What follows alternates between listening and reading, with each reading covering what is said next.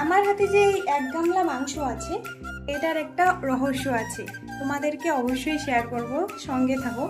তার আগে তোমরা বলো মাংসটার কালারটা কেমন হয়েছে আর খেতে কেমন হবে, তোমরা অবশ্যই গেস করে বলবে।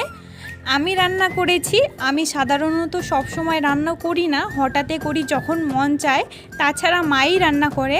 আর এই আলুগুলো দেখতে পাচ্ছ, আলুগুলো গোটা গোটায় রাখছি, তার কারণ হচ্ছে যে এগুলো আলু অনেক ছোট ছোট ছোট আলু, তার জন্য তো কাটতে হয় না, গোটা গোটায় রাখছি, কিন্তু ভালোভাবে কুক হয়ে গেছে, মানে সিদ্ধ হয়ে গেছে। তো এই মাংসটার রহস্য কি বলো তো? এটার রহস্য হচ্ছে যে কালকে রাতে, তখন প্রায় বাজে ধরে নাও 12টা, তখন বাবু টোটো নিয়ে বাড়ি এসলো, অত রাতে এই মাংসটা নিয়ে আসলো, পুরো 1 কেজি মাংস নিয়ে আসে। তো এত রাতে তো আর কেউ খাবে না, অনেক রাত হয়ে গেছে, সবাই খেয়ে দিয়ে ঘুমিয়ে পড়ছে।